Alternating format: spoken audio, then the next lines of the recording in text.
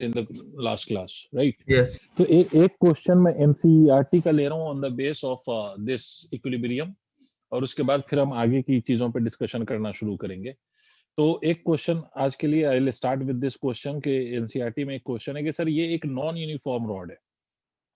Non uniform, मैं बताऊंगा इसका क्या मतलब है। पहले तो ये समझे कि ये 2 मीटर लंबी रॉड है और इसको with the help of 2 strings आपने इसको हैंग कर रखा है। With the help of 2 strings you have hanged this rod with the help of 2 strings. ठीक है, इस तरह से आपने हैंग कर रखा है। ये वाला angle is 37 degree.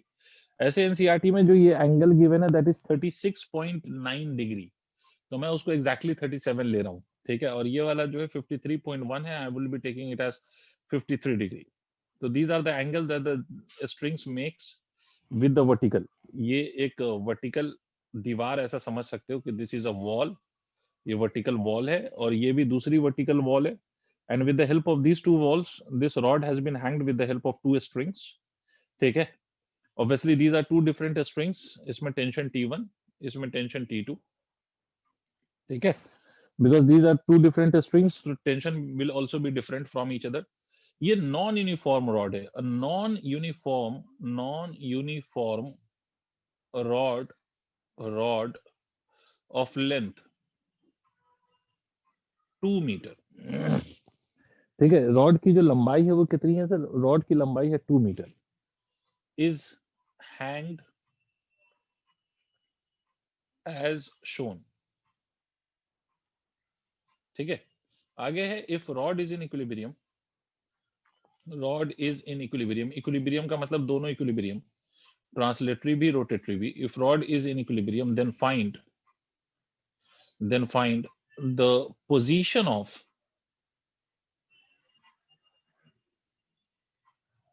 center of gravity of rod, center of gravity of rod from left end of rod। Rod के लेफ्ट एंड से आपको position of centre of gravity बतानी है इस रॉड की। ठीक है, अगर ये रॉड इक्विलिब्रियम है, पहले आप क्वेश्चन लिखिए, उसके बाद I will explain you what is the meaning of this non uniform rod. ठीक है, I will explain you the meaning of non uniform rod, और दूसरा मैं एक्सप्लेन करूंगा कि what is meant by centre of gravity. Although मैं centre of gravity आपको पहले भी बता चुका हूँ, still I will tell you this once again, but उससे पहले आप क्वेश्चन नोट कर लो सारे के सारे। Please note down the question.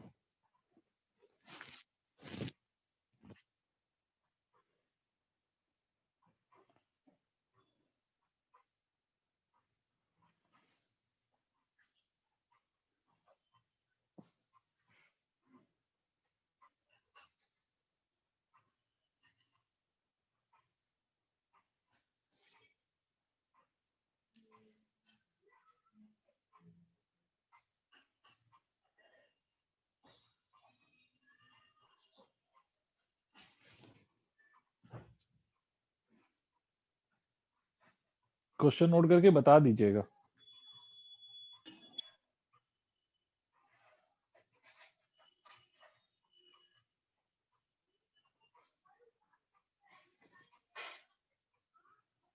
Then okay, moving on.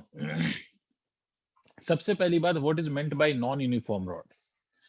तो सर नॉन यूनिफॉर्म रॉड का मतलब है ऐसी रॉड जिसका मास डिस्ट्रीब्यूशन यूनिफॉर्म नहीं हो। क्या मतलब है सर? इसका मतलब है कि ऐसी रॉड जिसमें सेम मतलब हर यूनिट लेंथ में mass is not same, such a rod is called as non uniform rod.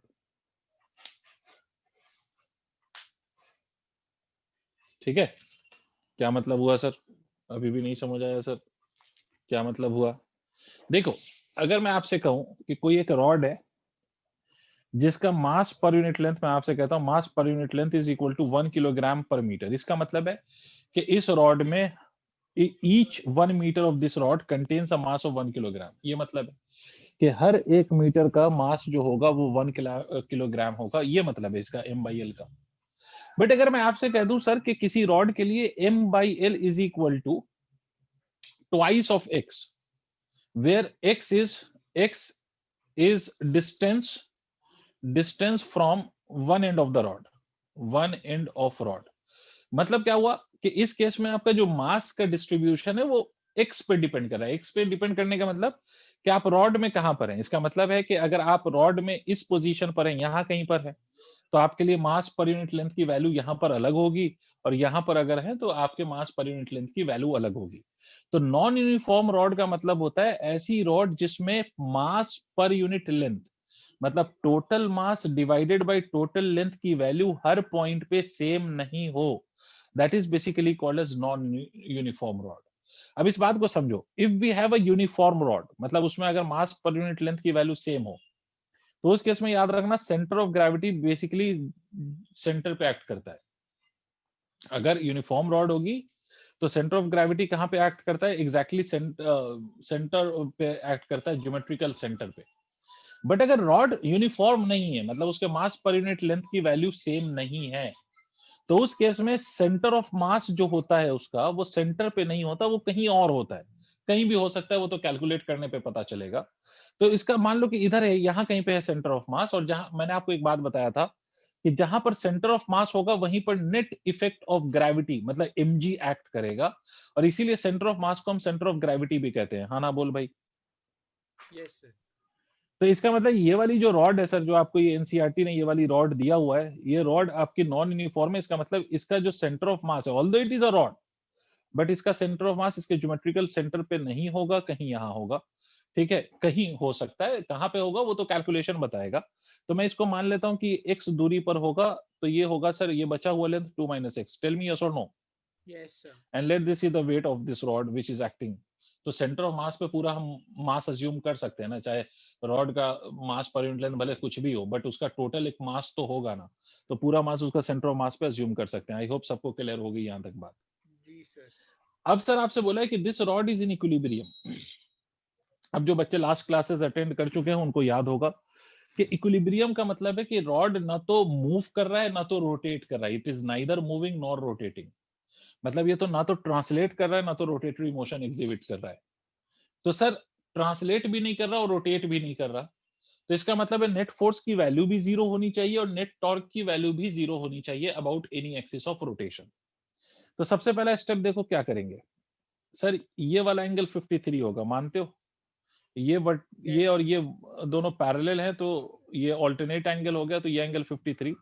Similarly अगर आप यहाँ पे देखें तो ये वाला और ये वाला, फिर से देखो ये वाला और ये वाला पैरेलल है, तो this angle would be alternate angle and it would be 37 degree. तो I can resolve tension. Tension को मैं रिजॉल्व कर सकता हूँ वर्टिकल और हॉरिजॉन्टल कंपोनेंट में। तो इस वाले का आएगा t cos 53। cos 53 की वैल्यू इज 3/5, तो 3/5 t2। इसका आएगा 4/5 टाइम्स ऑफ t2।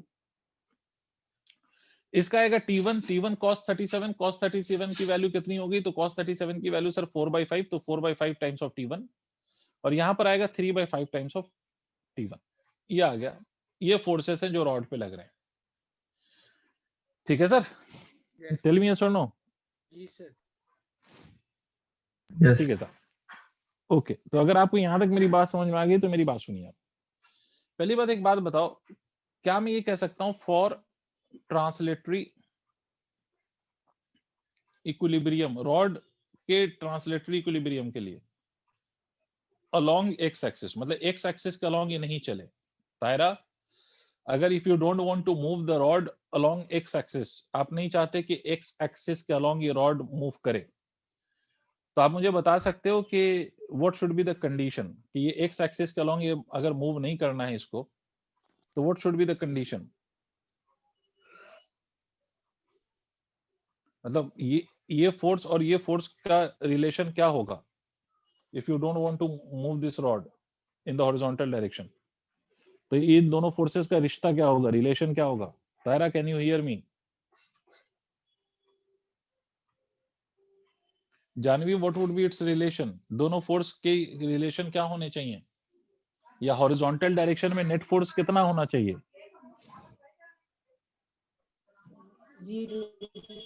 जीरो होना चाहिए। सिंपल सी बात है, नेट फोर्स जीरो होना चाहिए। नेट फोर्स जीरो होने का मतलब ये है कि 4/5 t2 minus of 3/5 times of t1 should be equal to zero. इसका मतलब है कि 4/5 times of t2 is equal to 3/5 times of t1। ऐसा लिख सकता हूं। 5 and 5 cancels out, तो यहाँ से मैं एक इक्वेशन तो मुझे ये मिल गया कि आपका जो T2 है, this can be written as equal to 3/4 times of T1. This is one of the equation that I have got.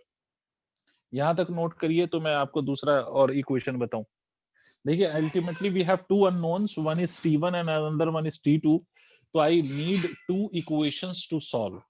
दो इक्वेशन मेरे को चाहिए.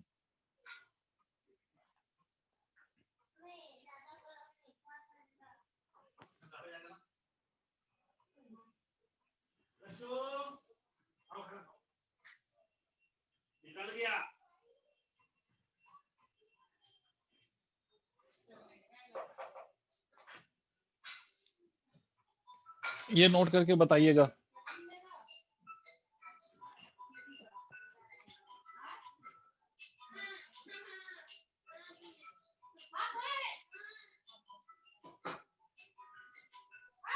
डन. बहुत बढ़िया. अच्छा हर्षित, यस सर. हर्षित बेटे मुझे एक बात बताओ कि मैं यहाँ पर I want to write the torque and I will be writing the torque about centre of mass. ये जो पॉइंट है इसको कुछ भी कह लो, चाहो तो इसको ओ कह लेते हैं. यस. तो टेकिंग टॉर्क अबाउट ओ, अभी मैं जो पूछना चाहता हूँ अभी पूछूंगा. हर्षित एक मिनट रुक जाओ. टेकिंग टॉर्क अबाउट ओ. तो एक बात तो क्लियर है कि ये बॉडी इक्विलिब्रियम में रहेगी. अगर बॉडी को इक्विलिब्रियम में रहना है तो इसका मतलब है torque about any axis of rotation should be equal to 0. आप चाहे एक्सिस ऑफ रोटेशन कहीं पर भी ले लें, उस एक्सिस ऑफ रोटेशन के अबाउट आपका टॉर्क 0 होना चाहिए. This is the fact. Yes sir. अब मेरा पॉइंट ये है हर्षित, मैं आपसे ये पूछना चाहता हूं कि what would be the torque due to these forces 3/5 T1 और 4/5 T2 का टॉर्क कितना होगा. ये रॉड याद रखना, ये रॉड का हाइट नेग्लिजिबल है. तो मतलब आप इस बात को एक हिंट दे रहा हूं मैं, ये रॉड की हाइट नेग्लिजिबल है, मतलब इसको आप एक लाइन की तरह ट्रीट कर लें. तो एक फोर्स ऐसे लग रहा है 3/5 T1 और दूसरा ये जो 4/5 T2 है वो ऐसे लग रहा है, और ये आपका एक्सिस ऑफ रोटेशन है जो आपने माना है. तो इन दोनों फोर्सेस का टॉर्क कितना होगा Harshit? What do you say? What will be the torque of these two forces about this axis of rotation O? 0 होगा. क्यों? बिकॉज वो सर हम टॉर्क नेट टॉर्क 0 है ना.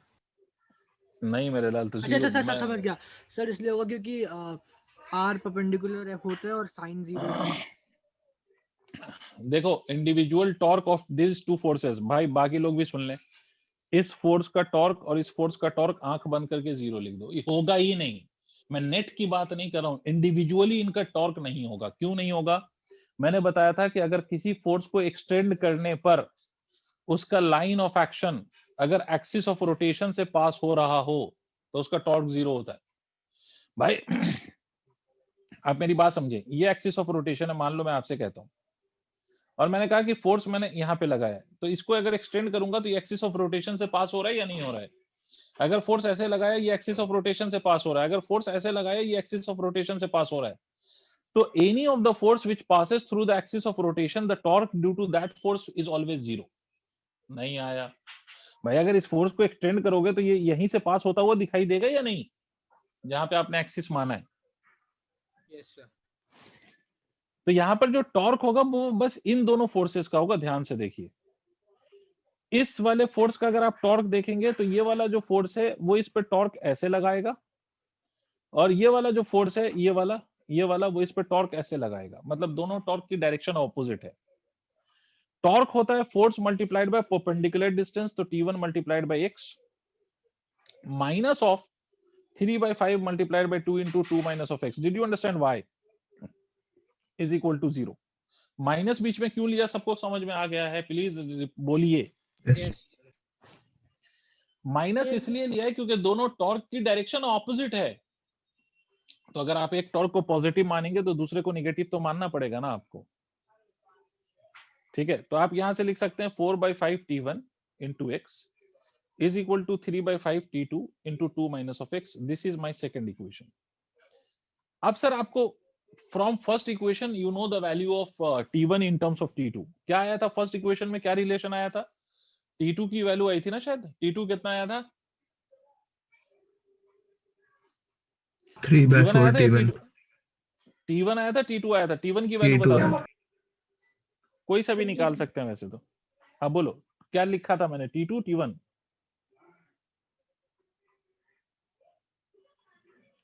T2 क्या होगा, 3/4 टाइम्स ऑफ T1 आएगा क्या, यही आया था क्या? Yes sir. इस वैल्यू ऑफ T2 को उठा के यहां रख दो, यहां रखो। मैं ऊपर का डायग्राम इरेज कर रहा हूं, आप चाहते हो कुछ लिख रहे हो तो लिख लो जल्दी से, ताकि मैं इसको फाइनली सॉल्व कर पाऊं।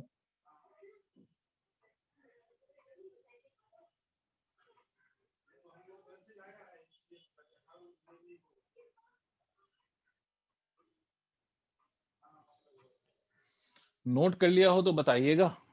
ये डायग्राम में इरेज कर सकता हूं, Janvi, Vibhuti, can I erase this diagram? Mohana? Yes sir. Yes sir. ठीक है, तो मैं ये डायग्राम इरेज कर रहा हूं ताकि हम फाइनली इसको सॉल्व कर सकें। और ये क्वेश्चन मैंने कहीं इधर उधर से नहीं लिया, ये आपके एनसीईआरटी का एक्सरसाइज प्रॉब्लम है जो मैं आपको सॉल्व कर रहा हूं यहाँ पर।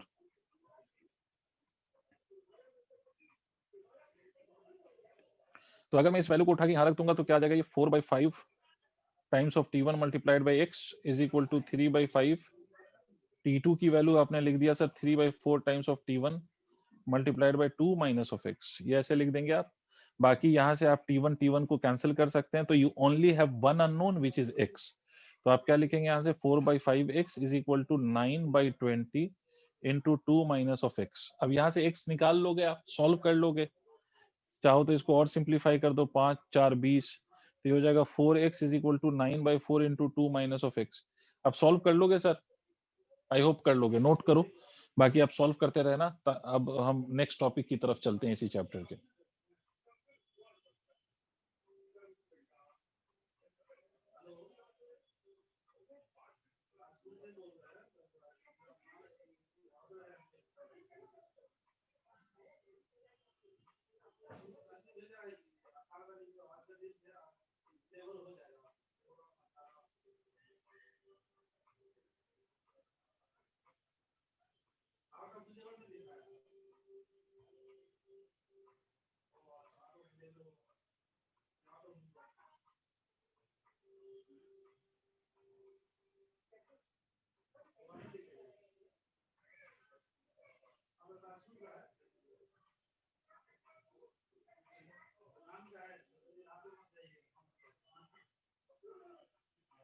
Sir Done, note sir. करके बता भी दिया करो, मतलब 2-4 sir. घंटे लग जाएंगे फिर।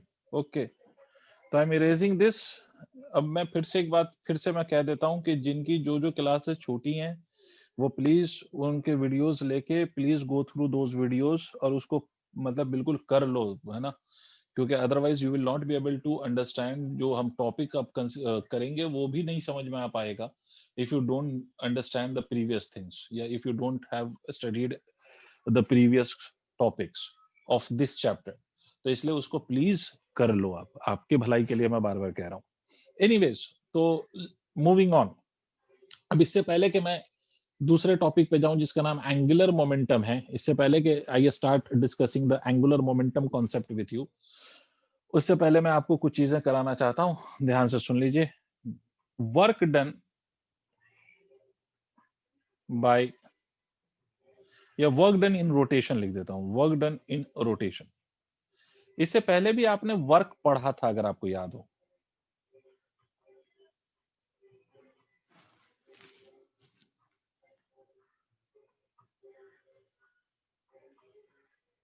लास्ट वाले में एक्स कितना आया था मुझे भी नहीं पता, मुझे भी याद नहीं।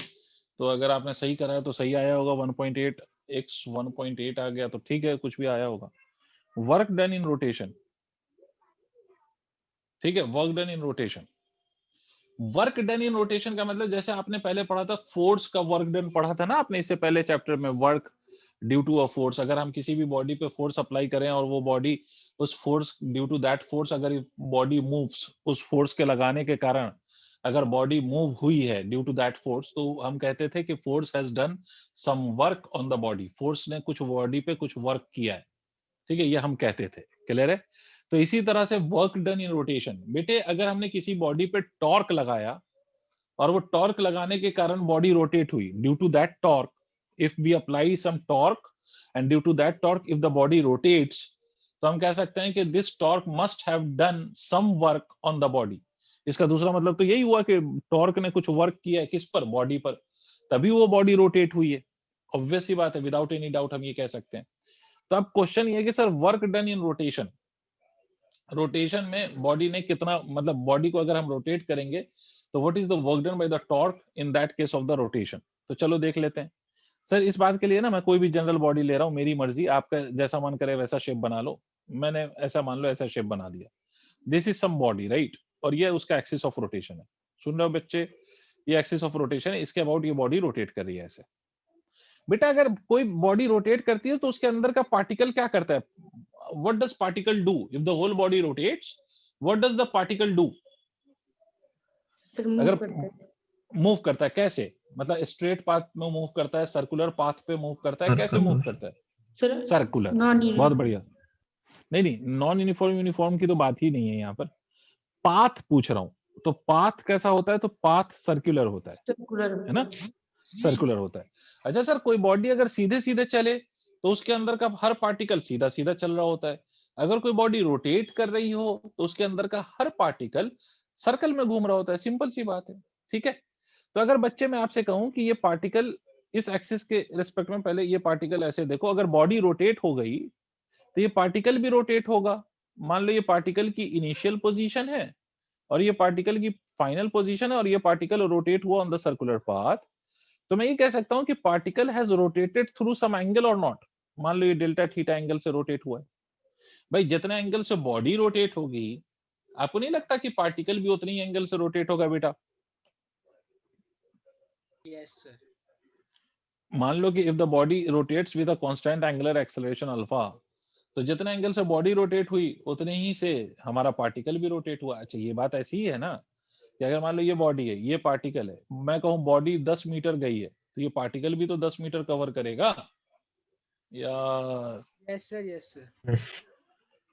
ठीक है चलिए, अब हमें एक बात बहुत बढ़िया साहब, अब हमें एक बात मालूम है कि हमें एक पॉइंट छोटा सा मालूम है, सिर्फ इस पार्टिकल को ऑब्जर्व करो जो थीटा डेल्टा थीटा एंगल से रोटेट हुआ है, सिर्फ इस पार्टिकल को ऑब्जर्व करो और मान लो इसका पोजीशन वेक्टर आर है।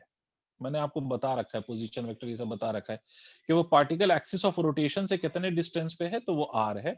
पार्टिकल यहां से यहां रोटेट करके ऐसे गया है और ये एंगल डेल्टा थीटा है।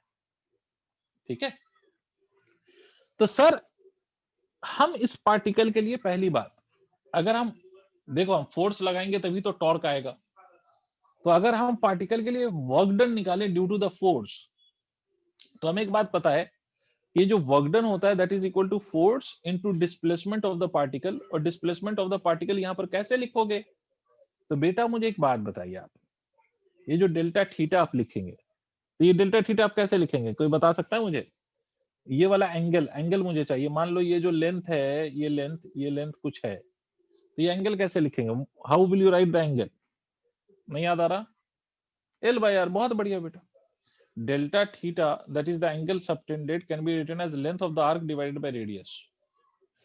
Did you understand or not? Yes. Yes sir. सबको आ गया? तो इसको हम लिख सकते हैं, ये जो डिस्प्लेसमेंट है इसको हम लिख सकते हैं r multiplied by delta theta. ये जो लेंथ है ना इसको हम लिख सकते हैं डेल्टा, ये क्या हो जाता है, इसको हम यहां से लिख सकते हैं कि L is equal to delta theta multiplied by r। ठीक है, यस सर। अब आप में से कोई बच्चा मुझे बता सकता है कि फोर्स को अगर मैं r से मल्टीप्लाई कर दूं तो ये क्या होगा? What we can call this force multiplied by r as, what would be this quantity? अरे वाह हर्षित, टॉर्क। ये फोर्स को r से मल्टीप्लाई करो, ये जो पोजीशन वेक्टर है ना पार्टिकल का कि पार्टिकल कहां पर है from the axis of rotation, उसको अगर मैं फोर्स से मल्टीप्लाई कर दूं तो यही क्या बन जाता है, दिस बिकम्स टॉर्क। ठीक है, इनटू क्या करना है, इनटू डेल्टा थीटा करना है। ठीक है, तो this is the formula for the work done. Work done का फॉर्मूला क्या है, tau into delta theta. Clear है? इसी को अगर इंटीग्रेशन के फॉर्म में लिखा जाए तो हम ऐसे भी लिख सकते हैं, टाउ इनटू डी थीटा, दोनों तरफ इंटीग्रेट कर लो तो will get the total work done. मुझे कोई बच्चा बताए किसको नहीं समझ में आया, मैं फिर से बता सकता हूं। अगर कोई ऐसा है जिसको नहीं समझ में आया तो पूछे।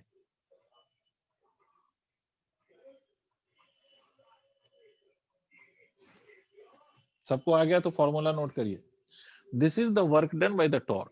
टॉर्क का जो वर्क डन होता है, जैसे अब देखो याद रखना आसान काम है भाई, अगर फोर्स लगा के वर्क डन पूछूं तो वर्क डन बाय फोर्स आप क्या लिखते हैं, फोर्स मल्टीप्लाइड बाय डिस्प्लेसमेंट। तो उसी तरह से अगर टॉर्क का वर्क डन पूछूं, work done due to the torque या work done in the rotation, तो क्या लिखेंगे, टॉर्क मल्टीप्लाइड बाय थीटा। भाई फोर्स रिप्लेस हो गया टॉर्क से और लीनियर डिस्प्लेसमेंट रिप्लेस हो गया एंगुलर डिस्प्लेसमेंट से। यही तो किया आपने भाई, लीनियर डिस्प्लेसमेंट को आप एंगुलर डिस्प्लेसमेंट से रिप्लेस कर रहे हो और फोर्स को आप टॉर्क से रिप्लेस कर रहे हो। तो this is how we calculate the work done in the case of rotation. Note करिए, आगे बढ़ते हैं। बेटे क्या हो गया, तुम लोग बहुत यार आजकल सुस्त हो गए हो, मजा नहीं आता क्या आजकल पढ़ने में? आता है सर। Sir done. अच्छा तो सुस्त मत हो, अपना जोश बरकरार रखिए। ओके तो मैं इरेज कर रहा हूँ विभूति, मैं इरेज कर रहा हूँ विभूति, विभूति, विभूति नहीं Yes, बोली sir. विभूति। हाँ Yes, चलो sir. ठीक है, बोली। चलो इरेज कर दिया। एक छोटा सा क्वेश्चन, फिर आगे की बात करेंगे। तो एक छोटा सा क्वेश्चन, बिल्कुल पूछते हुए शर्म आ गई सर, और आप ये कर सकते हो, बिल्कुल कर सकते हो। मैं इसमें स्टेटमेंट नहीं लिख रहा हूँ, मैं सिंपली डेटा दे रहा हूँ, उससे सॉल्व करके बता दो। इनिशियल एंगुलर वेलोसिटी मान लो कि 2 रेडियन पर सेकंड है, बॉडी पे हमने एक टॉर्क लगाया, final angular velocity becomes equal to 10 radian per second. Body पे हमने टॉर्क लगाया, ये इतना हो गया, ठीक है। कितनी देर में, in time equal to 6 second, ठीक है। आपसे सवाल में पूछा गया calculate work done by torque acting on the body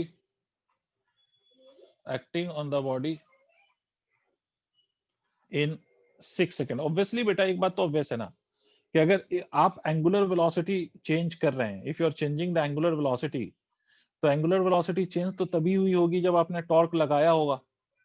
without applying torque angular velocity तो चेंज नहीं हो सकती। तो आपने टॉर्क लगाया तो एंगुलर वेलोसिटी चेंज हुई, और एंगुलर वेलोसिटी चेंज हुई इसका मतलब है कि वर्क हुआ, और वर्क हुआ तो आपको वो वर्क निकालना है।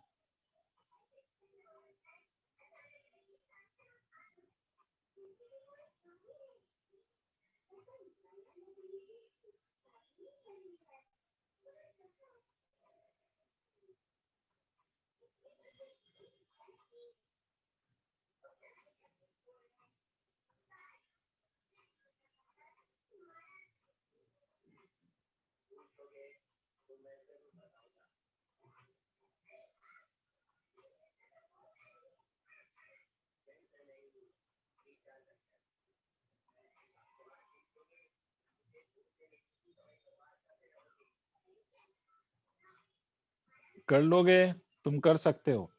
Work done due to the torque निकालना है तो फॉर्मूला आपको पता है, torque multiplied by angular displacement. कितनी देर का एंगुलर डिस्प्लेसमेंट, इस टाइम में 6 सेकंड में कितना एंगुलर डिस्प्लेसमेंट हुआ है, you just have to find out that and you have to multiply it with the torque, मतलब you have to multiply it with। अच्छा मैंने टॉर्क के लिए यहाँ पर फोर्स नहीं दिया है, एक मिनट रुको, मैंने टॉर्क की वैल्यू नहीं दी है। Calculate the work done by the torque acting on the body in 6 second. तो ये आप ऐसे नहीं निकाल पाओगे, एक काम करो, इसमें मैं किस चीज की वैल्यू दे दूं, लेट द torque be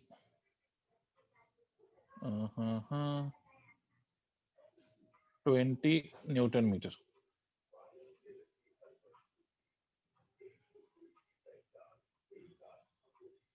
करो सर।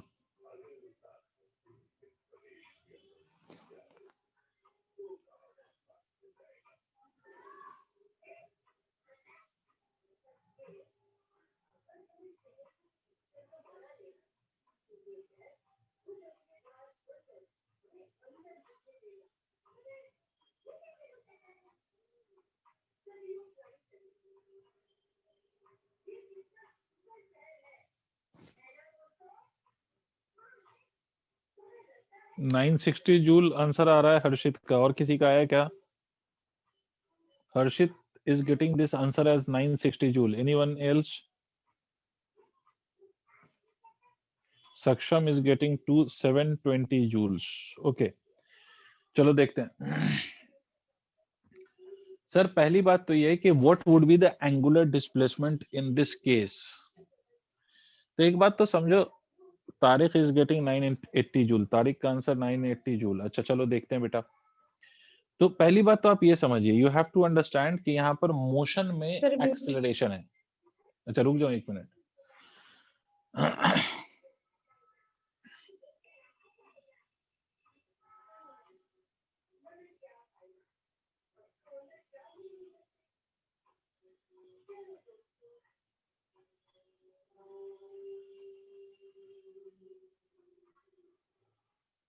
Nine 960 joule. अच्छा ये किसका 960 जूल आंसर है भाई? सर मेरा ताहिरा का। ठीक है चलो देखते हैं। सर पहली बात तो you all need to understand,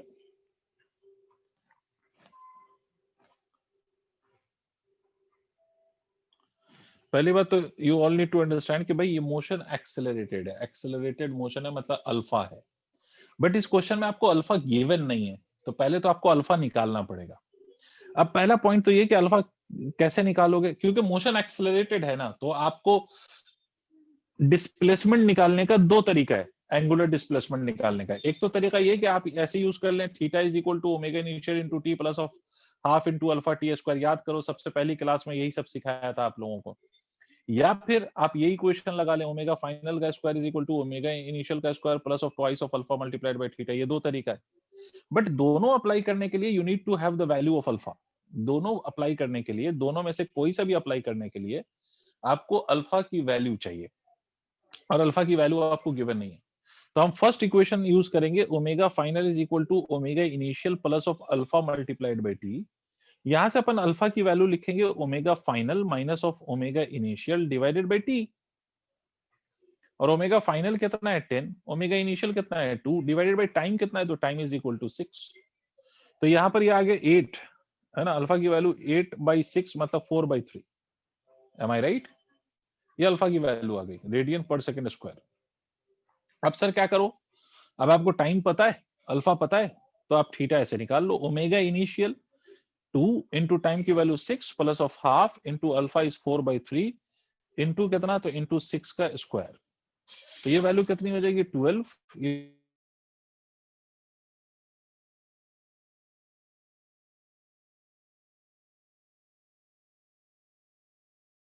84 और 12 मतलब कितना हो गया 36। देख लो थीटा की वैल्यू 36 आ रही है क्या, 36 radian. Yes this is the sir. Value of theta. अच्छा थीटा की वैल्यू 36 रेडियन आ गई, हमें थीटा ही तो निकालना था, थीटा निकल आया। अब वर्क निकालना है, तो work done is equal to क्या होगा, टॉर्क मल्टीप्लाइड बाय 36। मतलब मेरे हिसाब से तो 720 आएगा सर जूल। देखो आप लोग भाई, 20 न्यूटन मीटर का आपने टॉर्क लगाया, उस टॉर्क को आप इससे मल्टीप्लाई कर दीजिए एंगुलर डिस्प्लेसमेंट से, तो आपको वर्क डन आ जाएगा। जल्दी नोट करिए, देखिए आपको नहीं समझ में आया तो पूछिए।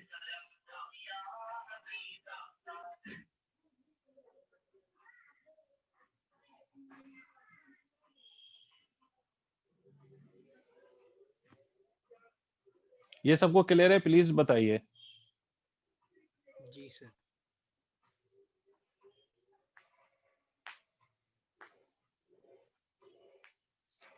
चलो अगर क्लियर है तो नोट करो, नोट करके बताओ। सर आपने 6 का स्क्वायर लिखा है थीटा में। UT plus of half A T square होता है ना बेटा, यस सर यस। है ना, तो टी का स्क्वायर तो आएगा।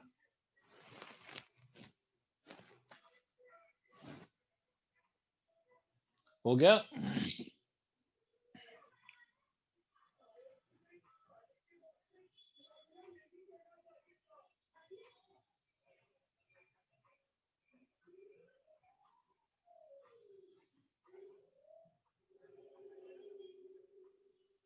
चलिए एक और क्वेश्चन मैं ऐसा दे रहा हूं, आप थोड़े मुझे कमजोर लगे। एक और क्वेश्चन, एक और क्वेश्चन, उसके बाद अगले टॉपिक पे जाएंगे। एक और क्वेश्चन नहीं चाहता था मैं पूछना, बट पूछ लेता हूं। सर मान लीजिए कि ये कोई सर्कुलर शेप की डिस्क है, इट्स अ डिस्क, और ये सिर्फ रोटेट कर सकता है। इस बात को याद रखना कि दिस कैन ओनली रोटेट। इस डिस्क का रेडियस r है, r की वैल्यू हमें गिवन है 2 मीटर, और इस डिस्क पे मैं टेंजेंशियल डायरेक्शन में फोर्स लगा रहा हूं. I am applying the force in the tangential direction and force is 10 newton. मेरी बात सुनिएगा. Disc starts from rest. Disc starts from rest. ठीक है. एंड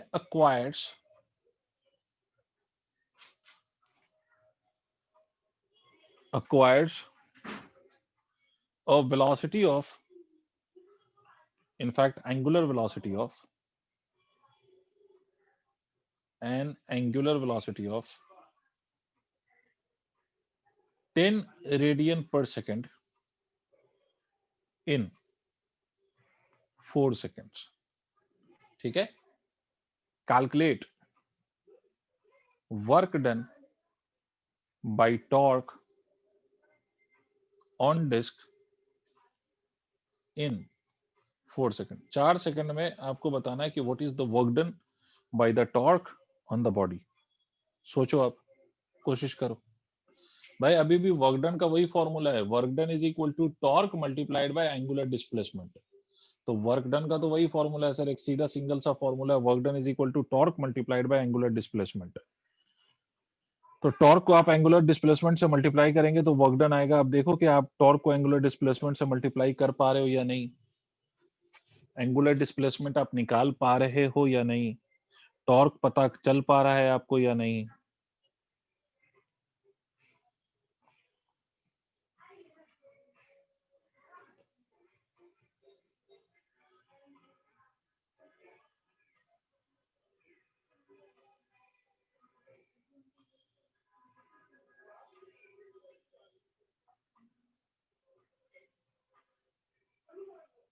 हर्षित का आंसर आ गया. Very good Harshit. I don't know whether it is correct और not, doesn't matter, but आप हर question try कर रहे हो. That's the good thing.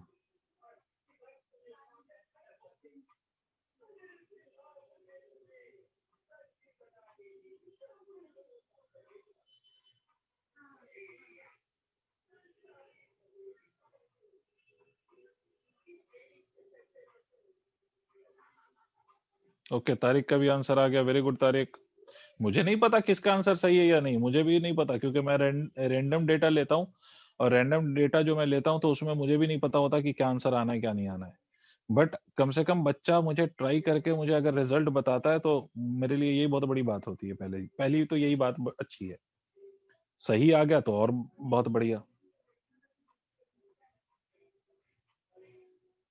तायरा का आंसर 72. अच्छा तायरा, वेरी गुड. चलो अब मैं मिलके अब चलो मैं बताता हूँ फिर से 400 जूल हर्षित. चलो ठीक है. पहली बात तो सर फिर से वही वाली बात समझ में आ रही है कि पहले तो यहाँ पे थीटा निकालना पड़ेगा. थीटा मतलब एंगुलर डिस्प्लेसमेंट कितना हुआ, कितनी देर में, 4 सेकंड में. तो एंगुलर डिस्प्लेसमेंट आप कैसे निकालोगे यहाँ पर. भाई पहली बात तो ये कि इनिशियल, देखो पढ़ो ना क्वेश्चन को ठीक से. तो स्टार्टेड फ्रॉम रेस्ट, इसका मतलब इनिशियल एंगुलर वेलोसिटी तो 0 है. Final angular velocity according to the question becomes 10 radian per second. साफ साफ लिखा हुआ है 10 रेडियन पर सेकंड, ये लिखा हुआ है. तो 10 रेडियन पर सेकंड हो गया और ओमेगा इनिशियल की वैल्यू 0 है. तो अल्फा निकाल लेते हैं. Alpha is equal to 10 minus of 0 divided by the time. Time is equal to 4. तो इसको अगर आप सॉल्व करेंगे तो ये आ जाएगा 5/2 radian per second square. This is the value of alpha. अब जब मुझे ये पता चल गया कि अल्फा की वैल्यू क्या है तो फिर से मैं थीटा के लिए फॉर्मूला यूज करूंगा. देखो भाई, omega naught T plus of half alpha T का स्क्वायर. ओमेगा नॉट टी मतलब ये तो 0 हो गया क्योंकि इनिशियल की 0 है वैल्यू. तो theta is equal to half into 5/2 into t का स्क्वायर. एंड टी की वैल्यू कितनी है, 4 का स्क्वायर. ठीक है. तो इसका मतलब ये कितना हो गया सर, इसका मतलब ये हो गया 16. तो 5 इंटू 16 डिवाइडेड बाई नीचे 2 इंटू 2 4. तो 4, तो ये हो गया 20. ये आ गया रेडियन. ये आ गया हमारा थीटा. तो वर्क डन की वैल्यू क्या होगी, वर्क डन की वैल्यू होती है टाउ इंटू थीटा. तो टाउ की वैल्यू कितनी होगी. आप क्वेश्चन एनालिसिस टाउ कैसे लिखें, यहाँ पर टॉर्क डायरेक्टली आपको गिवन नहीं है. तो हम एक फॉर्मूला जानते हैं सर टॉर्क के लिए. टॉर्क होता है फोर्स इंटू आर परपेंडिकुलर. अगर आप देखो आर परपेंडिकुलर, अब ये इसी बच्चे को समझ में आएगा जिसने ये चीजें पढ़ी हैं या कम से कम इसका वीडियो देखा है। अगर नहीं भी पढ़ा है तो वीडियो कम से कम देख के आज बैठा हो इस क्लास में। सर टॉर्क मतलब force into perpendicular distance from the axis of rotation, और एक्सिस ऑफ रोटेशन से अगर मैं इस फोर्स का परपेंडिकुलर डिस्टेंस देखूं, इस फोर्स का इस एक्सिस से, ये एक्सिस है, इससे अगर परपेंडिकुलर डिस्टेंस देखूं तो वो रेडियस है। मतलब टॉर्क को आप यहां पर लिख सकते हो 10 मल्टीप्लाइड बाई 2 मल्टीप्लाइड बाई 20। तो मेरे लिए तो आंसर 400 आ रहा है सर, पता नहीं आप लोगों का क्या क्या आ रहा था। देखो मैंने सही करा या नहीं। आप लोगों का जो आंसर आ रहा था वो बहुत अलग अलग आ रहा था, किसी का 96, किसी का 72। फाइनली हर्षित का आंसर मुझे मिला 400। वेरी गुड हर्षित।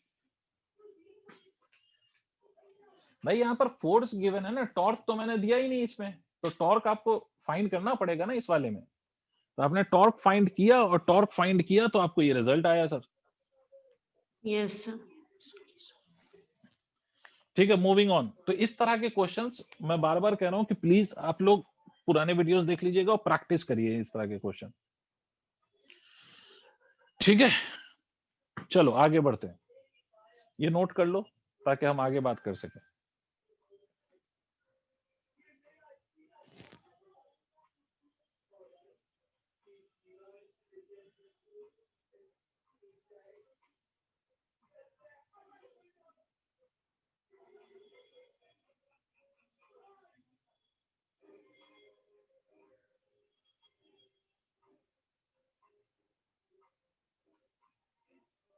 ठीक है, मूविंग ऑन, नेक्स्ट टॉपिक पे आते हैं। नेक्स्ट टॉपिक सर रोटेशन में है एंगुलर मोमेंटम। आप ध्यान से सुनिएगा, इसमें दो चीज, मतलब आपको क्रॉस प्रोडक्ट याद रहना चाहिए, भूल मत जाइएगा। बिना क्रॉस प्रोडक्ट के आप सन्नाटे में चले जाएंगे। टॉर्क में के लिए भी क्रॉस प्रोडक्ट का आपको आइडिया होना चाहिए, एंगुलर मोमेंटम के लिए भी आपको टॉर्क क्रॉस प्रोडक्ट का आइडिया होना चाहिए। और मैंने इस चैप्टर के स्टार्टिंग में ही क्रॉस प्रोडक्ट आपको समझा दिया था, और मैं जहां पे जरूरत पड़ेगी मैं फिर से बता दूंगा। अब आते हैं इस बात पे। सर इससे पहले भी हमने मोमेंटम पढ़ा था और रिप्रेजेंट हम कर रहे थे, उस मोमेंटम को हम रिप्रेजेंट कर रहे थे पी से। पी अगर आपको याद हो, पी वाज लीनियर मोमेंटम, और इस पी को हम लीनियर मोमेंटम कहते थे, और इसका फॉर्मूला हम लिखते थे mass into velocity. That is the product of mass and linear velocity of the body is called as linear momentum. अब सर हमारा पॉइंट ऑफ डिस्कशन है एंगुलर मोमेंटम। क्या एंगुलर मोमेंटम क्या होता है? तो अगर इसको बहुत बहुत आसान शब्दों में बोलूं ना, तो आपको ये देख के पता चल रहा है कि सर ये एंगुलर है, तो कुछ तो कॉन्सेप्ट इसका एंगल के साथ है। और एंगल का कॉन्सेप्ट मोशन के केस में, एंगल का कॉन्सेप्ट आने का मतलब कि कुछ तो रोटेशन, कुछ सर्कुलर, इस तरह की कोई बात होगी, तभी तो एंगुलर कुछ आ रहा होगा। देखो सिंपल सी बात है, अगर पार्टिकल चले तो जो मोमेंटम है वो लीनियर है, और अगर पार्टिकल घूमे तो जो मोमेंटम है वो एंगुलर है। मैं फिर से समझाता हूं भाई, घूमने ड्यू टू द रोटेशन जो angular momentum, sorry, due to the rotation जो मोमेंटम है बॉडी के अंदर, that is basically called as its angular momentum. और ड्यू टू ट्रांसलेटरी मोशन जो उसके अंदर मोमेंटम होता है, that is called as linear momentum. भाई अगर चलोगे तो जो मोमेंटम होगा वो लीनियर कहलाएगा। मतलब वो मोमेंटम जो लीनियर वेलोसिटी के कारण है, मतलब due to the linear velocity v, वो लीनियर मोमेंटम। और वो मोमेंटम जो एंगुलर वेलोसिटी की वजह से है, due to the angular velocity, वो एंगुलर मोमेंटम। सिंपल सी बात है सर। यार तुम्हें नहीं आया, अब आते हैं दूसरी बात पे। बहुत बढ़िया, अगर आ रहा है तो वेरी गुड। अब एंगुलर मोमेंटम अपन लिखेंगे कैसे? अब इसको एक बात तो लॉजिकली समझ में आई कि एंगुलर मोमेंटम मतलब घूमने के कारण मोमेंटम। देखो अगर बॉडी घूमेगी भी तो भी उसके अंदर मोमेंटम होगा, और बॉडी चलेगी भी तो भी उसके अंदर मोमेंटम होगा। चलने वाला मोमेंटम लीनियर, तो घूमने वाला मोमेंटम एंगुलर। अब ये तो सर एक नॉर्मल सी डेफिनेशन हो गई ना, बट इसको मैथमेटिकली कैसे डिफाइन करते हैं? How do we define this? तो इस बात को समझिए। एंगुलर मोमेंटम के लिए आप ऐसे समझिए, आप ऐसे समझिए। मैं एंगुलर मोमेंटम पार्टिकल के लिए लिख रहा हूं, पहले ध्यान से सुनिए और समझिए। मान लीजिए ये कोई पार्टिकल है बेटा, पहले तो एक बात समझो, ये कोई पार्टिकल है जो पहले यहां पर था, ठीक है, बहुत बढ़िया।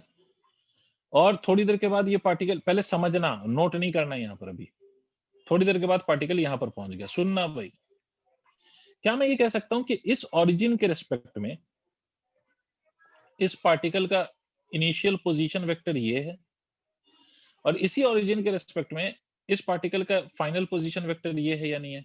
बोलो हाँ कि ना। Yes, sir. अच्छा, इसी Yes, तरह sir. से अगर पार्टिकल बेटे कहीं यहां पहुंच जाए तो फिर से इसका पोजीशन वेक्टर चेंज हो जाएगा, मान लो r3। अगर आप ध्यान से देखो तो क्या इसका थीटा चेंज हो रहा है या नहीं? ये θ1 है तो ये θ2 है, Yes. मतलब इसका जो एंगल बन रहा है दो पोजीशन के वेक्टर के बीच का, वो चेंज हो रहा है। और अगर थीटा चेंज हो रहा है तो कुछ टाइम में चेंज हुआ होगा, तो जिस रेट से इसका थीटा चेंज होगा उस रेट को हम एंगुलर वेलोसिटी कहेंगे। नहीं आया, नहीं आया, नहीं आया।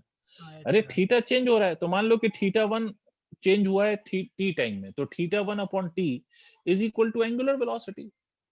मतलब इस केस में मैं कह सकता हूं कि इस पार्टिकल में एंगुलर वेलोसिटी है जब हम यहां से इसको ऑब्जर्व कर रहे हैं। तो इसका मतलब मेरे लिए इस पार्टिकल में एंगुलर वेलोसिटी है, तो मेरे लिए जो मोमेंटम आएगा इस पार्टिकल का वो एंगुलर मोमेंटम होगा। कैसा मोमेंटम होगा? Angular momentum. तब फिर से मैं इस चीज को रिप्रेजेंट कर रहा हूं, ध्यान से सुनो, वो तो मैंने बस ऐसे ही समझाया था।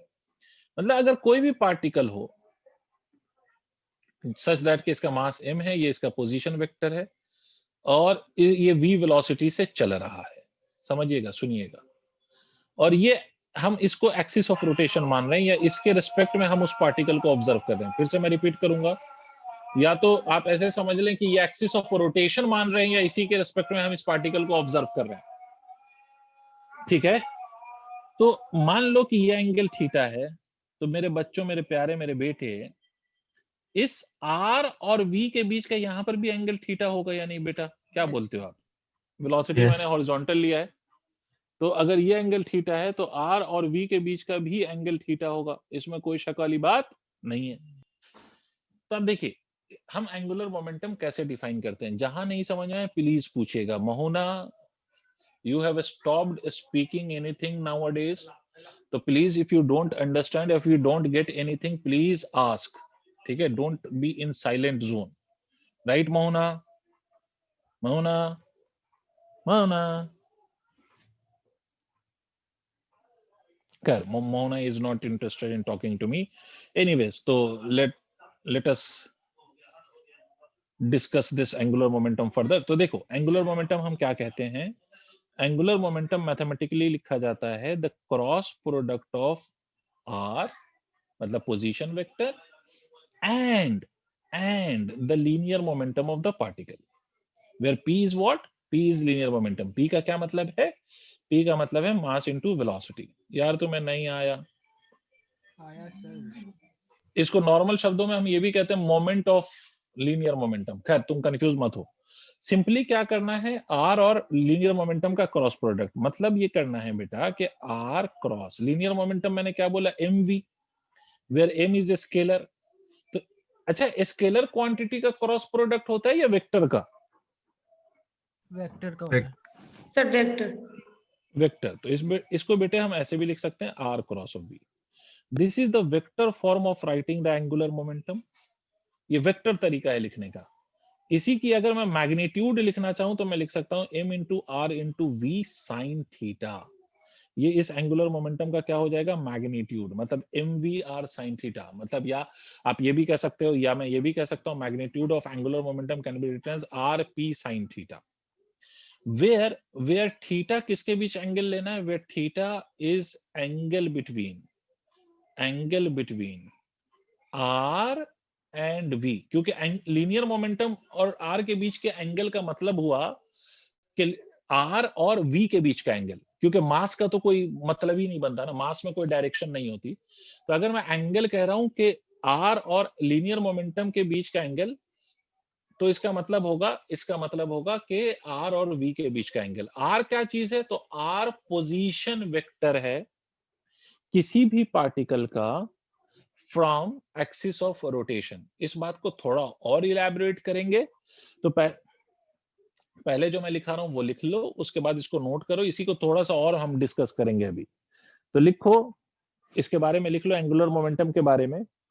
It is defined for a particle rotating, ऐसे लिख लो, for a particle rotating about an axis, for a Sir, particle please repeat again. फिर से मैं रिपीट कर रहा हूं, सुनिए. For a particle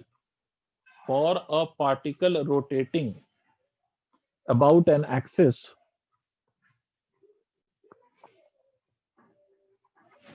for a particle rotating about an axis, angular momentum, for a particle rotating about an axis, angular momentum, for a particle rotating about an axis, angular momentum is defined as, angular momentum is defined as, angular momentum is defined as, angular momentum is defined as moment, moment, moment of linear momentum, moment of its linear momentum, moment of its linear momentum, moment of its linear momentum, moment of its linear momentum. moment word का मतलब यहां पर याद रखो कि जैसे मैंने torque में जिन बच्चों को मैंने पढ़ाया, मैंने बोला था टॉर्क में कि torque is also called as moment of a force, अगर आपको याद हो. Yes, sir. टॉर्क में कहना था moment of a force. Moment का बेसिक मतलब होता है कि anything which is multiplied by perpendicular distance with respect to a fixed point. मतलब किसी भी चीज को अगर आप परपेंडिकुलर डिस्टेंस से मल्टीप्लाई कर दो with respect to a fixed point, कोई परपेंडिकुलर डिस्टेंस लो और उससे मल्टीप्लाई कर दो, तो उसको हम मोमेंट कहते हैं, उस क्वांटिटी का मोमेंट कहा जाता है. तो बिकॉज यहाँ पर भी डिस्टेंस से मल्टीप्लाई हो रहा है ये, तो इसलिए इसको मोमेंट कहेंगे. और परपेंडिकुलर डिस्टेंस का कॉन्सेप्ट अभी मैं समझाऊंगा आपको, so don't worry about that. चलिए यहाँ तक नोट कर लीजिए जी. ये एल के मैग्नीट्यूड को m ओमेगा स्क्वायर r भी कह सकते हैं. हाँ, v को अगर आप चेंज करेंगे तो v को ओमेगा r लिख सकते हैं आप. जी सर.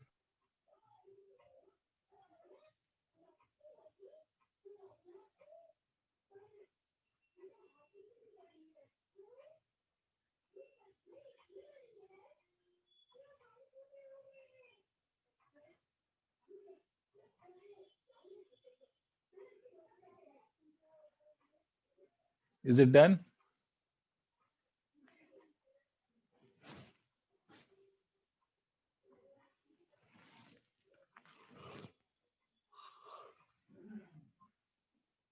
इसकी यूनिट क्या होगी, सबको पता है? यूनिट क्या होगी लीनियर मोमेंटम की? लीनियर मोमेंटम कह रहा हूं, एंगुलर मोमेंटम की यूनिट क्या होगी?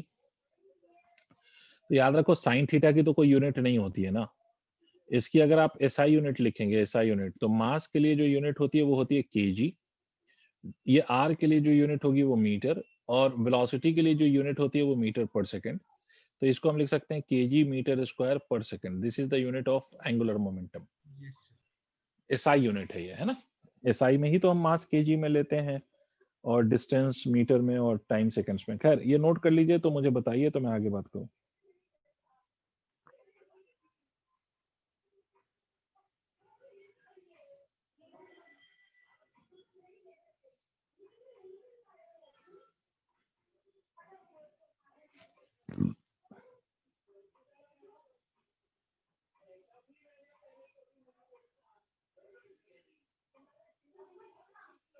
Okay, moving on. अगर आप लोगों को यहां तक समझ में आ गया तो मैं इसके आगे बात करता हूं. अब इसी एंगुलर मोमेंटम को लिखने का एक और तरीका सिखाता हूं, उसके बाद फिर मैं एंगुलर मोमेंटम के बेस पे क्वेश्चंस कराऊंगा जिसमें आपको और आइडिया बने कि कैसे एंगुलर मोमेंटम हमने लिखना है. तो बेटा जैसे मैंने आपको याद करो टॉर्क में एक चीज समझाया था कि लाइन ऑफ फोर्स को अगर मैं एक्सटेंड कर दूं तो फिर हम परपेंडिकुलर डिस्टेंस वगैरह का कॉन्सेप्ट आपको याद होगा, मैंने बताया था. इसी तरह से मेरे बच्चे, अगर मैं इस वेलोसिटी को एक्सटेंड कर दूं, ध्यान से सुनो, अगर मैं इस वेलोसिटी को एक्सटेंड कर दूं, ये वेलोसिटी मैंने एक्सटेंड कर दिया, अगर मैंने इस वेलोसिटी को एक्सटेंड कर दिया तो ये वाला एंगल थीटा, तो ये वाला थीटा. मेरी बात सुनो, मैंने लाइन ऑफ वेलोसिटी को एक्सटेंड किया है. मैं फिर से रिपीट कर रहा हूं, I extended the line of velocity. और ये जो एक्सिस ऑफ रोटेशन है उससे इस पे एक परपेंडिकुलर डाल दो. ध्यान से सुनो सर, आप क्या करो, लाइन ऑफ वेलोसिटी को एक्सटेंड करो और एक्सिस ऑफ रोटेशन से उस एक्सटेंडेड लाइन पे आप एक परपेंडिकुलर डालो, तो यही तो परपेंडिकुलर होगा, बोलो ना बेटा। Yes. और ये वाला ट्रायंगल आपको दिखाई दे रहा है, ये वाला ट्रायंगल, Yes, sir. ये ट्रायंगल आपको दिख रहा है, तो इस ट्रायंगल में आपका जो हाइपोटेन्यूज है वो आर है, बेस आपको नहीं पता, और ये परपेंडिकुलर है। तो एक बात बताओ, क्या मैं इस परपेंडिकुलर को, इस वैल्यू को आर साइन थीटा लिख सकता हूं या नहीं? सोच के देखो Yes.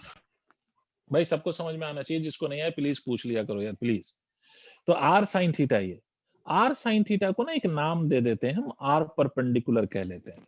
अब इस आर परपेंडिकुलर का क्या मतलब है, तो वो भी मैं लिख देता हूं। आर परपेंडिकुलर का मतलब है perpendicular distance of line of velocity from axis of rotation. Axis of rotation से अगर हम कोई परपेंडिकुलर डाल रहे हैं, कहां पर, लाइन ऑफ वेलोसिटी पर।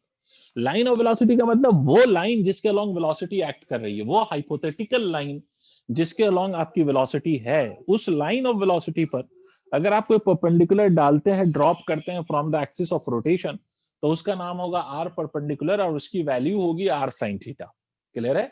इसका मतलब सर, हम एंगुलर मोमेंटम को, अब सोचो एंगुलर मोमेंटम आपने क्या लिखा था, आपने लिखा था m into v into r sine theta.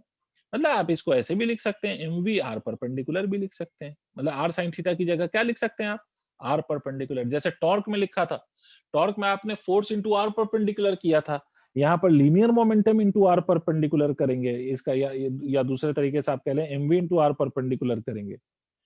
दूसरे तरीके से क्या कर लें, m v into r perpendicular.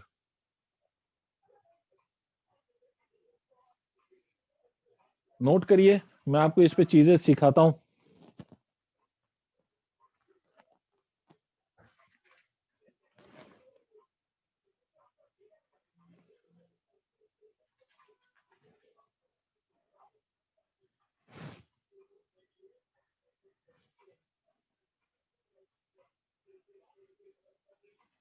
हो गया बच्चों?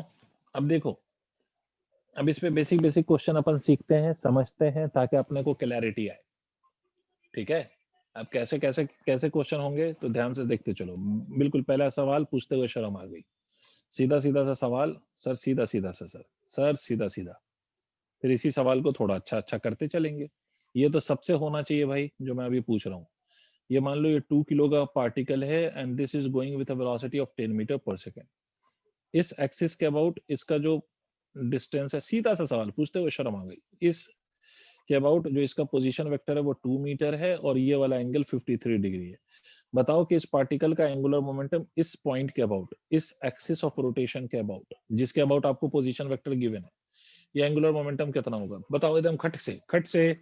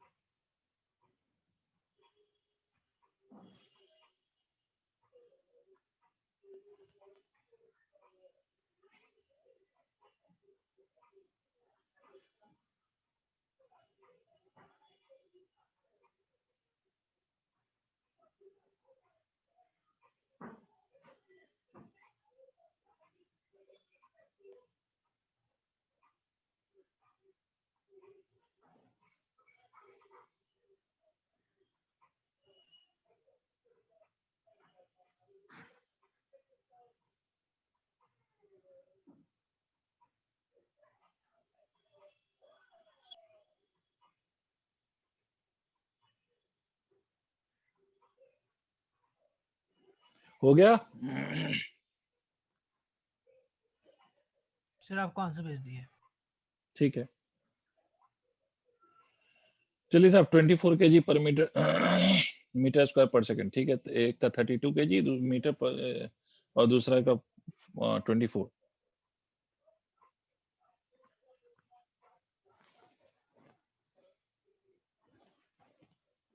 तायरा का भी 24। चलो देख लेते हैं। सर सीधी सी बात है ना, किसके बीच का एंगल चाहिए आपको? तो सर इसके बीच का एंगल चाहिए, सर इसके बीच का। मैंने दिया किसके साथ है, मैंने दिया है इसके साथ ये एंगल, और आपको जो एंगल चाहिए वो वेलोसिटी और पोजीशन वेक्टर के बीच का चाहिए, ये याद रखिएगा। अगर यहाँ गलती हुई होगी तो आपका फाइनल आंसर गलत हो जाएगा। भाई ये अगर एंगल 53 है तो this angle would be equal to 37। इसका मतलब आप यहाँ पर एंगुलर मोमेंटम लिखेंगे तो आप लिखेंगे मास into velocity into r into sine of 37. Always remember angle will be taken between the position vector and the velocity. Velocity और position vector के बीच का एंगल लेना है आपको, हमेशा इस बात को याद रखिए। तो ये एंगुलर मोमेंटम कितना हो जाएगा, ये 40 into sin 37 is 3/5, तो ये हो गया 8, 24 आ रहा है मेरे हिसाब से। तो जी सर। तो तुम लोग गलती कर गए, तारिक तुमने भी गलती कर दिया, केजी मीटर स्क्वायर 24 ही आ रहा है सर। Very good. हम फिर से मैं रिपीट कर रहा हूं, the angle that you need it should be between the position vector and the velocity vector, इन दोनों के बीच का एंगल आपको चाहिए। You have to remember that. Note करो, आगे बढ़ते हैं। सर इसकी कोई यूनिट नहीं जैसे न्यूटन वगैरह, या पूरा लिखना पड़ेगा सर? नहीं नहीं, ऐसी कोई यूनिट नहीं है, पूरा लिखना पड़ेगा।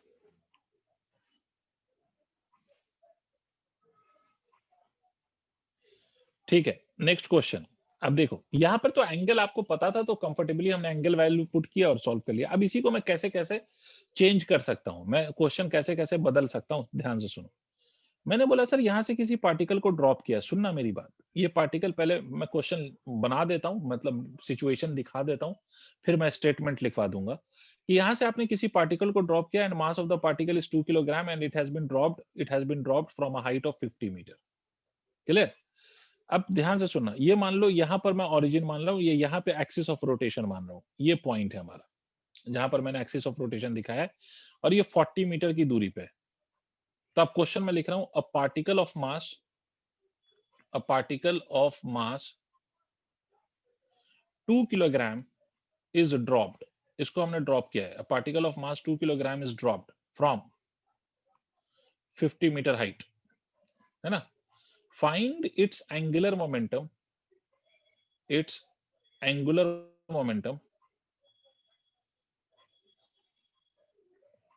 after 2 seconds with respect to the AOR shown in the diagram। Question note करो, मिलकर सॉल्व करेंगे। मतलब आपने पार्टिकल को वहां से ड्रॉप कर दिया, बट पार्टिकल का आपको एंगुलर मोमेंटम बताना है after the 2 seconds of drop. 2 second drop करने के 2 सेकंड के बाद उस पार्टिकल का एंगुलर मोमेंटम कितना होगा। चलो ट्राई करो अगर करना चाहते हो तो मैं एक हिंट दे देता हूं, वही हिंट मेन है कि आपको बेसिकली यहां पर अगर आपसे एंगुलर मोमेंटम पूछा after the 2 seconds of drop, तो मतलब बेसिकली आपको ये पता करना है सर कि 2 सेकंड के बाद इसकी वेलोसिटी कितनी होगी, पहले तो वो चाहिए ना आपको। तो you need to get the value of velocity after 2 seconds.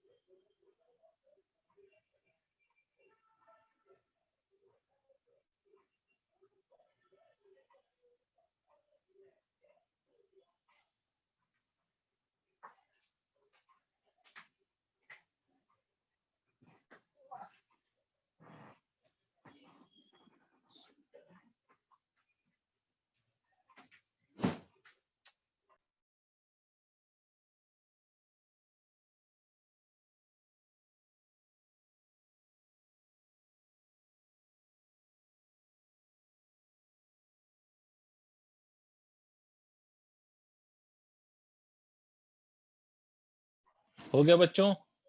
1 minute sir बस। ठीक है।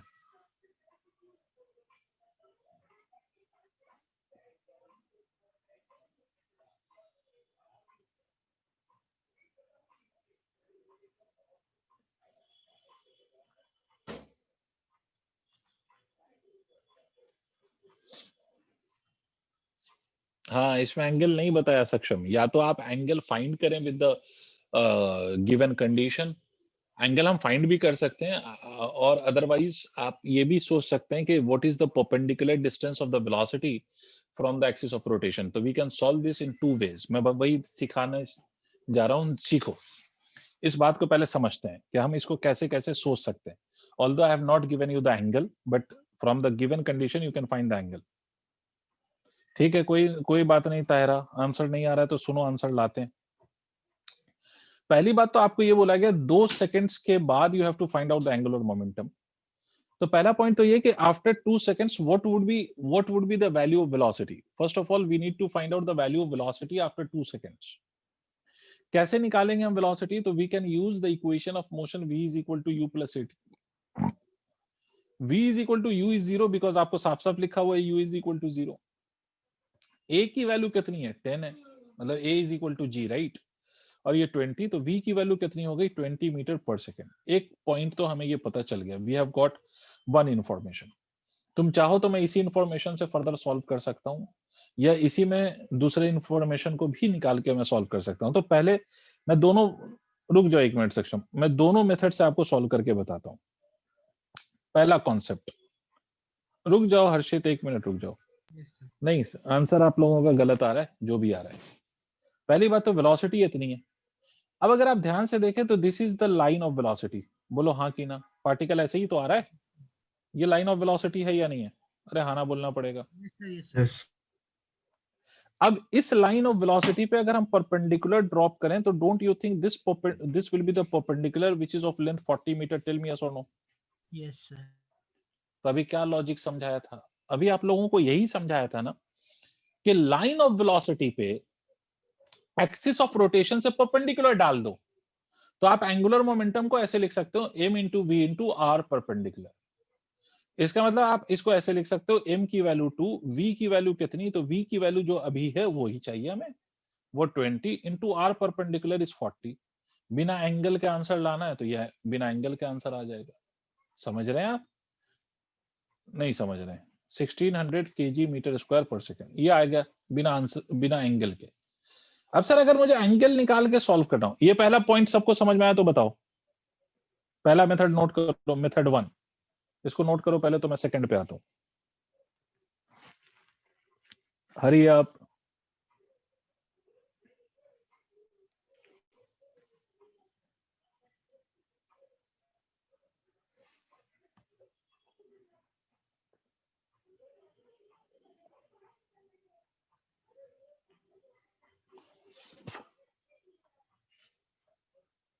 सर नोट कर लिया?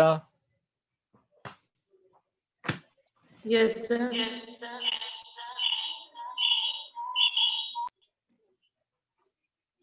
अब सुनिए, the second way of solving this problem, अगर आप चाहते हो नहीं मुझे एंगल के ही टर्म्स में करना है तो उसके लिए भी मैं आपको मेथड समझा देता हूं।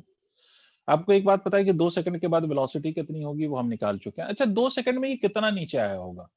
What is the distance travelled in 2 second? s is equal to ut plus half at square.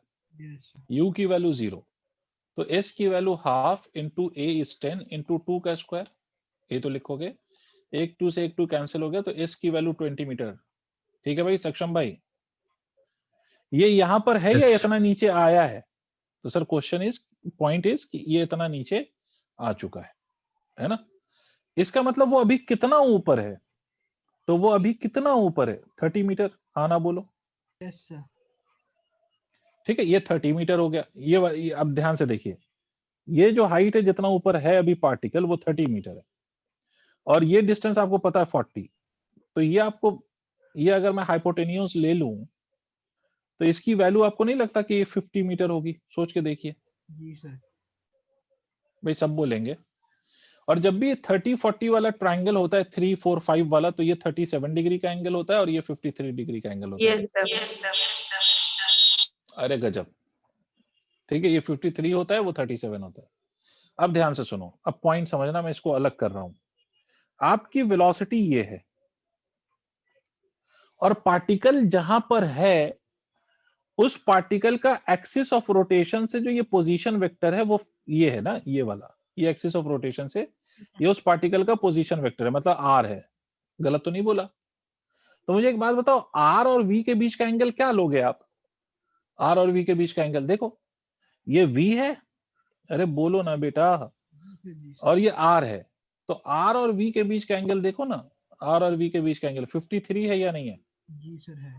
Yes sir. है। तो अब अगर मैं इसको एंगल के टर्म्स में करना चाहता हूं तो m v r sine theta, l is equal to m, m की वैल्यू 2, वी की वैल्यू कितनी 50, सॉरी वी की value 20, sorry my mistake, my bad, v तो वही रहेगा 20 जो हमने लास्ट वाले में सॉल्व किया था, इनटू आर, आर की वैल्यू 50 इनटू साइन थीटा, तो साइन 53, साइन 53 की वैल्यू कितनी 4/5, साइन 53 इज 4/5, तो ये 5 और ये 10 सॉल्व करके देखो क्या फिर से 1600 हुआ या नहीं हुआ? Yes. अगर आपको एंगल के टर्म्स में सोचना है तो ऐसे सोचना पड़ेगा। एंगल के टर्म्स में थोड़ी सी मेहनत आपकी ये बढ़ गई कि आपको डिस्टेंस भी निकालना पड़ा, फिर उसके बाद उस डिस्टेंस से आपने एंगल फाइंड किया, फिर उसके बाद आपने फॉर्मूला यूज किया एमवीआर साइन थीटा वाला। क्लियर? Yes sir. नोट करिए इसको, आगे बढ़ते हैं। Janvi, Done, sir.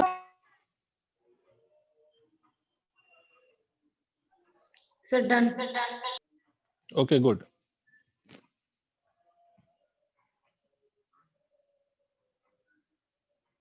अब आगे सुनो, यहां तक अगर आपने नोट कर लिया तो अब मेरी बात, आगे की बात सुनिएगा। एक और क्वेश्चन मैं ले रहा हूं, where I want you to obviously just use the cross product, तो इसलिए मैं ऐसा क्वेश्चन ले रहा हूं। एक मेरा क्वेश्चन ये है कि position vector is given as 2i cap plus of 4j cap minus of 3k cap, and the velocity vector is equal to I cap minus of 2j cap plus of 4k cap. This is velocity vector. If mass of particle is 2 kilogram, find magnitude of angular momentum of particle. अब ध्यान से सुनिए sir, यहां पर angular momentum of the particle हमें find करना है, उसका मैग्नीट्यूड फाइंड करना है। Angular momentum of the particle का मैग्नीट्यूड, यहां पर आपको ना तो मैंने कोई ऐसा आर और वी और कोई एंगल वेंगल तो बताया नहीं है, मैंने जो आर दिया है,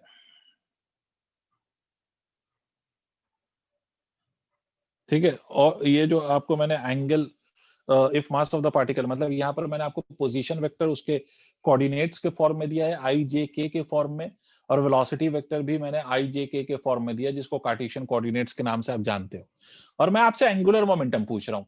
अब क्या करोगे sir? Who will tell me? कोई बता सकता है? Any logic? What should we do? Sir multiply कर देंगे एमवीआर, क्रॉस प्रोडक्ट निकालेंगे, आर और वी का क्रॉस प्रोडक्ट ना, क्योंकि बेटा अब यहाँ पर थीटा वीटा तो नहीं पता है ना आपको, आपको आर गिवन है, वी गिवन है, दोनों वेक्टर फॉर्म में आपको गिवन है, तो angular momentum is equal to m into r cross v, यही तो लिखेंगे ना, मतलब आर और वी का क्रॉस प्रोडक्ट करेंगे आप, ठीक है। Yes. और इसका मैग्नीट्यूड निकालने का क्या मतलब? एंगुलर मोमेंटम का मैग्नीट्यूड का मतलब है कि m into r cross v का मैग्नीट्यूड, भाई ये जो r क्रॉस v निकल के आएगा उसका अपन मैग्नीट्यूड निकाल लेंगे, ये करना है हमें, ये हमारा लॉजिक है, ये करना है सर। पहले r क्रॉस v निकालेंगे और फिर उसका मैग्नीट्यूड। अब देखो आपको क्रॉस प्रोडक्ट आना चाहिए, क्रॉस प्रोडक्ट पहले भी सिखाया था, फिर से दोबारा सिखा रहा हूं, r क्रॉस v, तो पहले हम ऐसा बना लेते हैं, इसको डिटर्मिनेंट रूल कहते हैं या डिटर्मिनेंट मेथड कहते हैं ऑफ द क्रॉस प्रोडक्ट, अगर आपको याद हो तो। ये 2 इस i के साथ कुछ भी नहीं है तो 1, j के साथ 4, नीचे वाले j के साथ -2, ये -3, ये 4, ठीक है। अब इसका क्रॉस प्रोडक्ट करने का तरीका याद करिए कि पहले हम i के लिए करेंगे अगर क्रॉस प्रोडक्ट, तो i किस रो में है और किस कॉलम में, उसको हाइड करते थे अगर आपको याद आए तो, ठीक है। आप याद करिए कि i is in the first column and the first row, i इस कॉलम और इस रो में, बेटे सबको याद आना चाहिए, Yes. वरना सन्नाटे में चले जाओगे, ठीक है। ऐसे तो जिसमें है ये उसको हम हाइड कर देते हैं और बाकी जो बचता है उसका क्रॉस मल्टीप्लाई करते हैं, ये तो किया था हमने, अगर आपको याद हो तो। Yes. ठीक है, तो इन दोनों का क्रॉस मल्टीप्लाई करेंगे ना, पहले वाले केस में इन दोनों का मल्टीप्लाई करेंगे। तो क्रॉस मल्टीप्लाई कैसे करते थे सर? नीचे वाले को ऊपर से वाले से मल्टीप्लाई, मतलब ऐसे और ऐसे। ठीक है, यही तो करते हैं।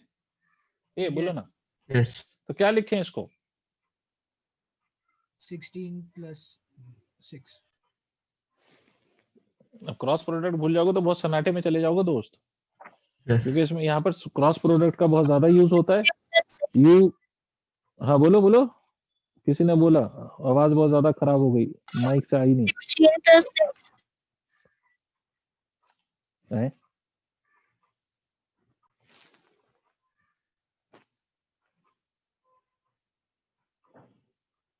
कोई कुछ बोल रहा है?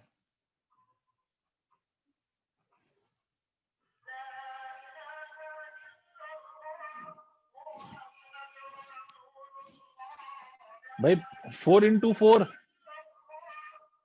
Six. ये ऐसे कर लिया, ऐसे ही कर लिया। 4 into 4 16, उसके बाद -3 into -2, मतलब माइनस साइन लगाएंगे, फिर -3 into -2 is equal to 6, but यहाँ पे लिखा जाएगा माइनस ऑफ, मतलब माइनस माइनस प्लस हो गया तो -6, ये बीच वाला ये i cap. Alternate sign change करते थे अगर आपको याद हो तो माइनस।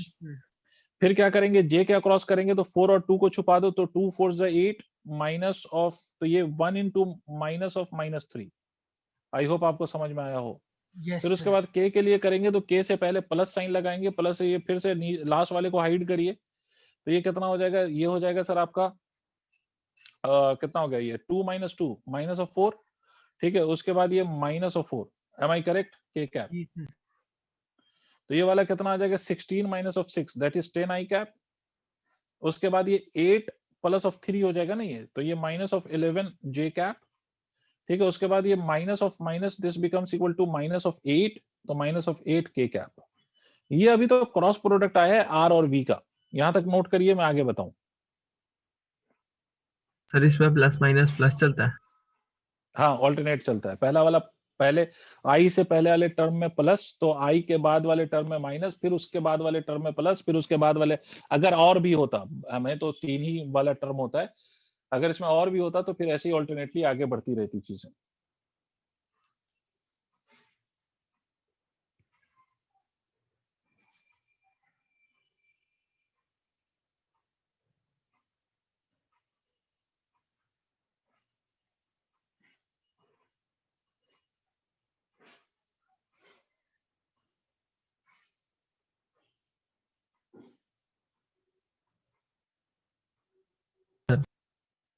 हो गया? अब हमें बिकॉज एंगुलर मोमेंटम का मैग्नीट्यूड पूछा गया है, क्या पूछा गया है? We have to find out the magnitude of angular momentum. तो हम क्या करेंगे सर, ये जो r क्रॉस v है उसका मॉड निकाल लेते हैं। तो उसका मॉड निकालेंगे, थोड़ा गंदा सा आंसर आएगा, बट जो भी है, 10 स्क्वायर प्लस ऑफ 11 का स्क्वायर प्लस ऑफ 8 का स्क्वायर। टेल मी यस और नो। जब ये निकल आएगा तो एंगुलर मोमेंटम हम सिंपली लिख देंगे, ये जो वैल्यू आएगी उसको हम मास से मल्टीप्लाई कर देंगे, और मास कितना गिवन था? तो शायद 2 गिवन था, मल्टीप्लाइड बाय ये जो भी आए, 100 प्लस ऑफ 121 प्लस ऑफ 64, ये जो भी आए उससे इसको मल्टीप्लाई कर दो, तो this you will get the magnitude of angular momentum. Tell me yes और no. Did you understand till here? Please बताइए।